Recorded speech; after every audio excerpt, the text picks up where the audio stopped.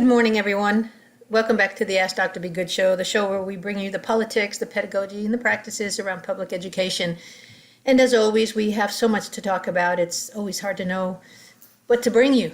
Lately, I've been a little bit like a kid in the candy store with so much going on. So I've written a few notes here I want to cover. I have an interesting article to bring you, and I'll entice you with, there's a better way to parent.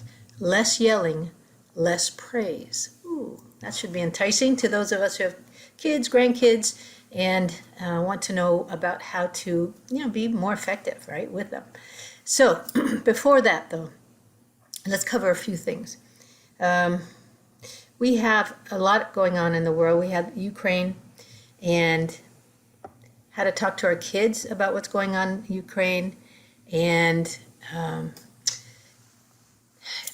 here's what I'll tell you. It is a humanitarian issue. It's an opportunity to talk about history, the history between Russia, Ukraine. It's an opportunity to celebrate the coming together of the world to help Ukraine. And so make it realistic and yet positive, and yet don't try to predict a positive ending, because we don't know how this is going to turn out, right? And what we can do is celebrate the heroic actions that so many Ukrainians, starting with the president and other leaders there, are showing. They, I think Zelensky said to President Biden, "I don't need a ride out, I need ammunition." And so I think we're helping with that. I think others are helping with that, and we can pray together that we have the outcome that we want.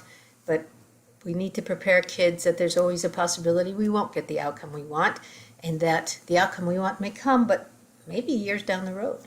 Maybe it'll take years of peace talks. Who knows? But make sure that they just don't see these terrible images on TV about it without your context and framing it and letting them ask questions, okay? It's really, really important that kids be able to ask questions and get honest answers while still looking for opportunities to bring in the positives that are happening there, the leadership that is being shown by citizens, and even people who aren't Ukrainian. There are Americans there who have Ukrainian spouses, and they're fighting. There's just a lot of very heroic things going on, and that's certainly to be celebrated and shared with our kids. And in the frame lens of, that's what positive character traits look like when they play out in real life. So, and I don't know if you might want to read up on it, but the president of Ukraine 3 years ago was just an actor. He did play as a head of state or something in his acting role, but this is a man who's not a lifelong politician. And it's interesting to see how people who are not lifelong politicians react in times of crisis. Because a really big saying of mine is, character is not revealed until crisis hits, right? And so that's when we know. When a crisis hits, that's when we know who has good character trait to handle a crisis and who doesn't. So lots of surprises there, and our hope is that it shuts down sooner rather than later, and in the way that we want. All right, let's see, what else? We have, as always, I want you to keep an eye on the headlines as far as teacher resignations, superintendent resignations. We have lots of educators leaving the field, which of course is leaving it wide open to having subs in the classrooms next year. So be alert, okay? I'm doing my part. I think I'm more than doing my part. I have formed a new company, and I'm going to go to places to try to recruit teachers and educators. So I am actively going to try to help. But what you can do as parents and grandparents is to keep abreast of what's happening in your child's school and be in contact with the principal and say, hey, how can I support the school? Because I'm hearing more and more of wild and crazy stories, like the National Guard is going in as subs.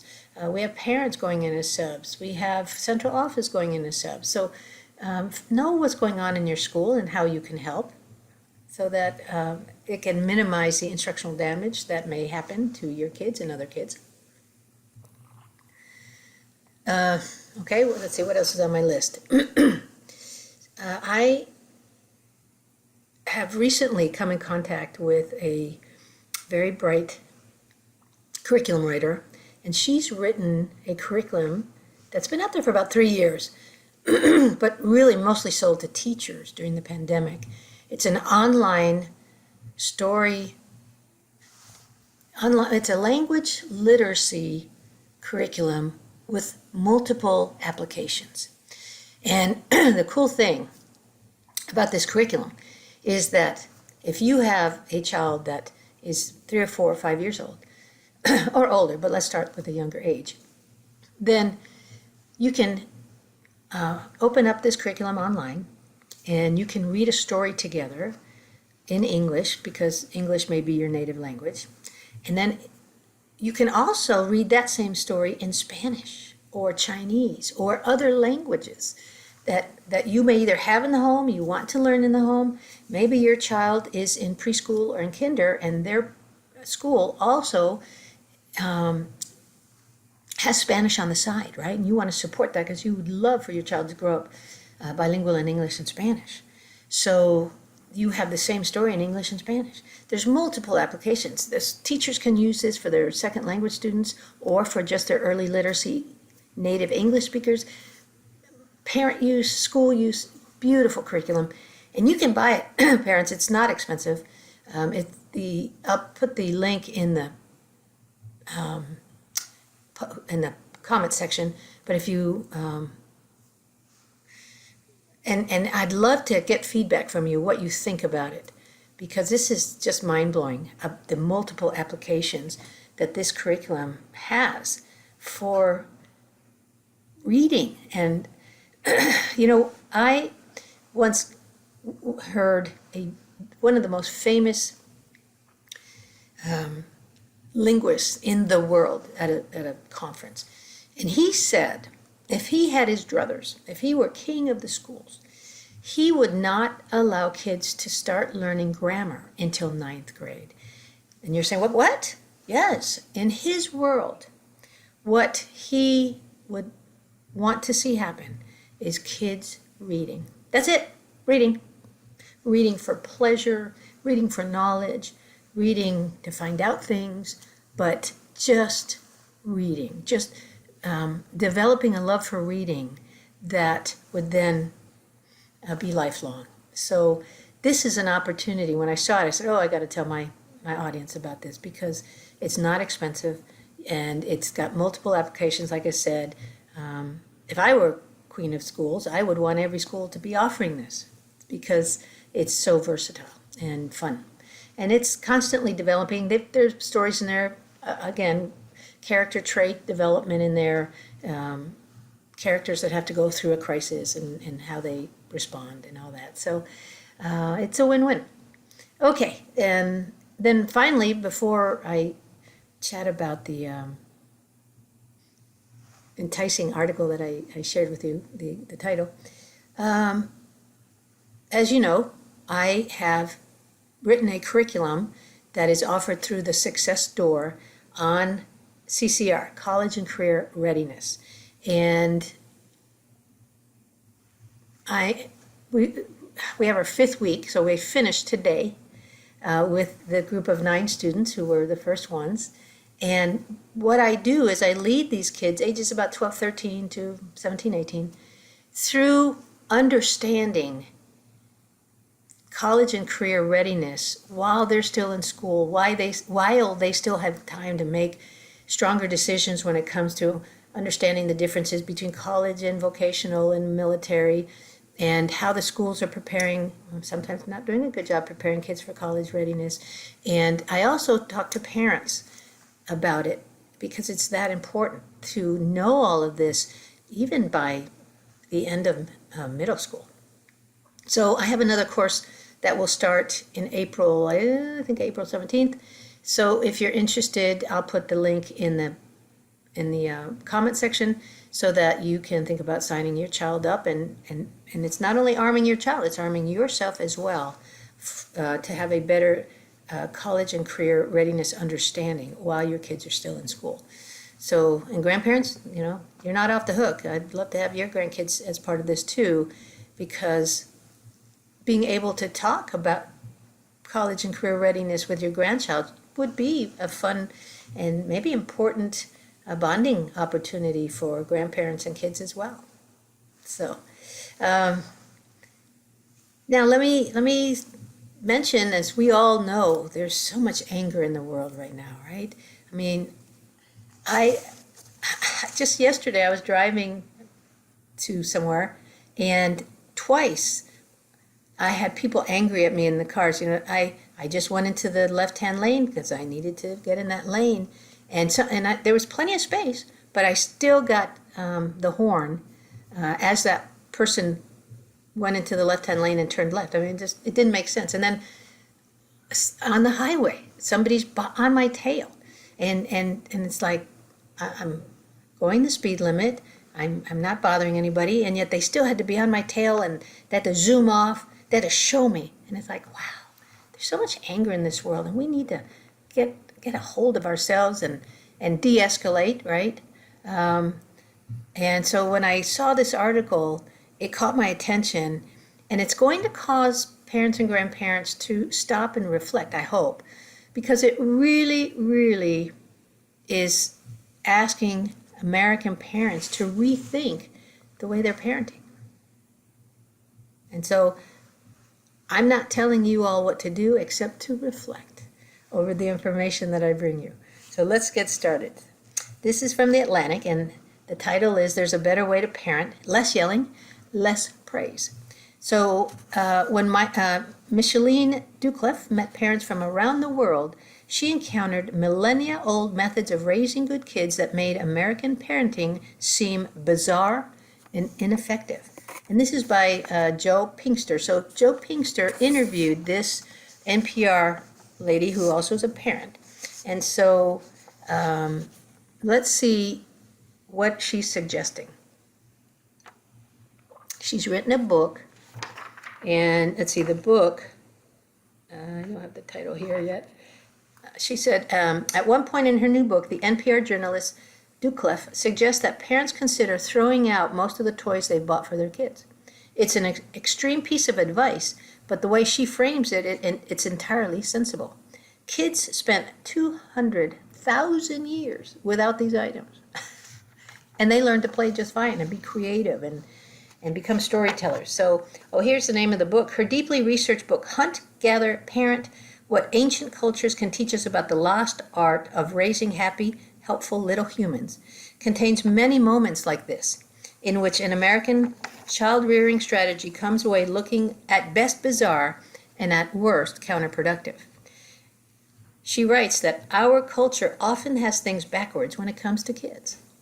Ducliffe arrives at this conclusion while traveling with her 3-year-old daughter to meet and learn from parents in a Mayan village in the Yucatan, in Mexico, in an Inuit town in northern Canada Territory, and in a community of hunter-gatherers in Tanzania. During her outing, she witnesses well-adjusted, drama-free kids share generously with their siblings and do chores without being asked.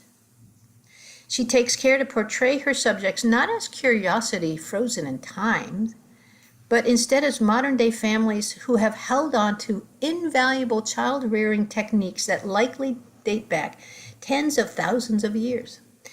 Joe Pinkster recently spoke with Ducliffe about these techniques, and so let's share what they are.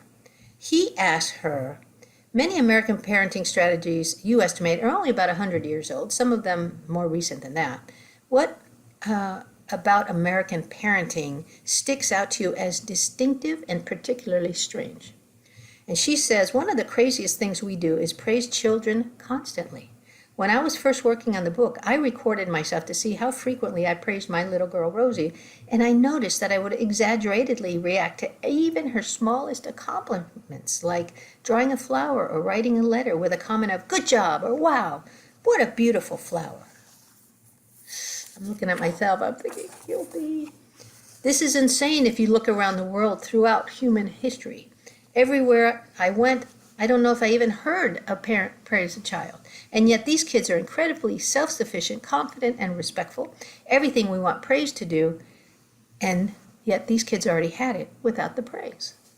It's hard to cut back on praise because it's so baked in. I'm thinking about myself, but later on, this author decided to try. It's not that there's no feedback, but it's much gentler feedback. Parents will smile or nod if the child's doing something they want, and then the author started doing that, and Rosie's behavior really improved. A lot of the attention-seeking behavior went away. So she visited an Inuit town in the Canadian territory of Nunavut and spent time in households where kids were almost mysteriously immune to tantrums. So how did parents respond when kids misbehaved there in that Inuit town? So the author says, one night while I was there, Rosie and I were staying with a woman named Sally who was watching 3 of her grandkids. And there was 4 kids with Rosie under the age of 6 in that house. Sally just approached everything they did with the most calmness and composure I have ever seen. At one point, the toddler, maybe 18 months old at the time, was pulling the dog's tail. Sally picked him up, and when she did, he scratched her face so hard it was bleeding. I would have been irate, but Sally, I saw, sort of clenched her teeth and said in her calmest voice, "We don't do this." And then she took him, flipped him with a playful helicopter move, and they both started laughing. And then it was over. No more conflict around it. If the child's energy goes high, if they get very upset, then the parent's energy goes low. Another time, on another trip in the grocery store, Rosie started having a tantrum, and I was getting ready to yell at her to stop. But Elizabeth, our interpreter, came over and addressed her in the calmnest of voices. Immediately, Rosie just stopped, and when she was around that calmness, her whole body relaxed. I said, okay, I'm doing this tantrum thing completely wrong. So she also writes about how Sally and Elizabeth, the grandmother and the interpreter, see behaviors like that, of like the tantrums. They think about the cause of it differently than many American parents. So the author says, it single-handedly changed my life when she got to understand how these ladies look and think about the cause of these behaviors. In the U.S., when a child calls you a name or smacks you, many parents think the child is pushing your buttons and that they're testing boundaries or they're manipulating you. The Inuit parents and elders I interviewed almost laughed when I said that. One woman said something like, "She's a kid, she doesn't know how to manipulate like that." Instead, what they told me is that young children are just these illogical, irrational beings who haven't matured enough and haven't acquired the skills or the understandings or the reasoning. So there's no reason to argue or get upset, because if you do, then you're just being like the child. So this has totally shifted the way the author, reacts to Rosie. She says she has much less anger because she understands Rosie's trying her best. And maybe she's clumsy and illogical and irrational, but in her heart, Rosie loves me, the author, and she wants to do well. She wants to help. So there's an interesting observation in the book that many American parents take their whole family to spaces that are expressively designed for kids, like children's museums or indoor play places, despite the fact that the spaces are generally not fun for parents. So the author has come to the understanding that a lot of times we don't know what to do with kids. On the weekends, it's like, how do we fill the time with Rosie? But the idea that parents are responsible for entertaining a child or keeping them busy is not present in the vast majority of cultures around the world, and definitely not through human history. What some of the psychologists I interviewed told me is that these fake, childlike worlds, the child is separated from reality in some ways, and they don't learn how to behave as an adult. There's a lot of good scientific evidence that children have an innate instinct to cooperate and work together with their families. And child-centered activities can strip away what I call the family membership card, the feeling that they're part of a family and working together as a team, not that they're the VIP the parents are serving. Kids want to help us, and they want to be part of our lives, and we can take that away with the constant child-centered activities. So if one is not going to museums and to child-centered places, what are you doing instead? Well, the author said, basically, my husband and I do things we used to do before. Things that they were doing before Rosie was born. And now, if we have to modify them to include her, we do. Sometimes I have to work and she has to entertain herself, or we go to the beach and I sit and I read for 3 hours and I don't play with her. Sometimes there are friends and sometimes there's not. We'll go hiking or work in the garden or go visit friends together, and then we do chores. We do the laundry together, we clean up together, we go to the grocery store together. We just live without a kiddie museum.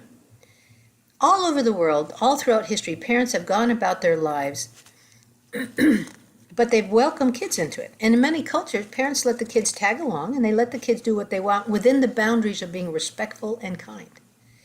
For kids, that's entertainment enough. In the U.S., many parents find themselves essentially on their own when making sure their kids are being looked after. How do other places that you went to use a more communal approach to raising children? So when the author Duclef was in Tanzania, she was with a group of about 15, 20 adults and their kids who live in small huts and they work together all day. They spend an enormous amount of time with each other, but they're not related. And when we first got there, it was hard for me to tell which toddlers belonged to which moms and dads because everyone was helping take care of them. The children were comfortable with all of these different men and women. If you look around the world, you'll see in many cultures besides Western culture, and definitely the hunter-gatherer communities, that there's an enormous amount of what's called all parenting. Actually, I said it wrong. Allo-parenting. Allo is derived from the Greek word meaning other, so it just refers to caretakers of in a child's life other than the mom and dad. So these people are deeply involved in the child's upbringing, and Sarah Blaffer Hardy, an anthropologist, has done some amazing work where she shows that young children are basically designed to be raised by a group of people, not just two, meaning sometimes a mom or dad is on their own doing the work of several people. So of course we feel worn down and exhausted. So the author of the article, Pinkster, is reminding in this interview that in the American culture, we don't generally encourage this approach to parenting, since there's an emphasis on individual parents. So how do we think about transporting the spirit of these models into an American context? The author said, first of all, we do way more allo-parenting than we give credit for, but we often don't value the allo-parenting as much as we should. Nannies, daycare providers, teachers, those are all allo-parents. Personally, I've been trying to value those people more and show my appreciation for them. But there are opportunities aside from that. For one thing, a lot of allo-parenting is done by children who by 2, 3, 4, 5 years of age, and so they're kids are taking care of younger kids. So the author says, I think we underestimate what children can do. There are children I met who were like 12 making meals and taking care of younger children. It's because they've been given the opportunity all along to learn those skills. And another thing is we've built an auntie-uncle network, which is an idea I got from the psychological anthropologist Suzanne Gaskins. We have 2 other families who pick up the kids from school sometimes, and then I pick up the kids sometimes, and we trade off. The 3 kids get to have a sort of extended family. Rosie loves it, and we don't have to have pay for after-school care. people tend to think of the nuclear family as traditional or ideal, but looking at the past 200,000 years or so of human history, what's traditional is this communal model of working together to take care of the child, and really the children. For the author, this is reassuring because she don't want to be with Rosie every moment. It's not natural. So that's an interesting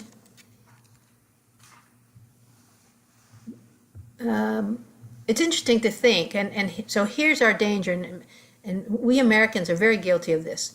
We hear something we can't immediately map our brains around, and so we reject it. We say, that's not good for me. When in fact, what I got out of the article was the allo-parenting thought. We may already be doing some of it, and maybe we just need to be moving more towards more of it, because we already have our kids maybe in daycare, in schools, maybe we have a nanny, or we have somebody coming and helping pick up the kids, and we need to think of them not as just a ride from school, but as an extension of the care that our kids are getting. So it's a lot to think about, but 200,000 years of parenting, less praise, less yelling, versus our many less years of American parenting, where we have gotten into the habit of overpraising and then letting ourselves yell sometimes when we get angry, especially these last couple of years. So my hope is I've brought you something that you can think about. I'll put the link to the article in there, so maybe you can read it again and just think about it and maybe start making some tweaks. All right, everyone, as always, we have come to the end of our show. I hope that I have given you some things to think about. I given you some opportunities for literacy. Story World is the curriculum. It's www.storyworld.us. And so my hope is that you will help your child not only with their English literacy, but their Spanish literacy, my not-so-secret agenda, so that we can raise kids who are bilingual. It's better for the brain. It opens up a whole new culture and world to kids who are bilingual. It's just a really great thing to do. All right, everyone, take care and have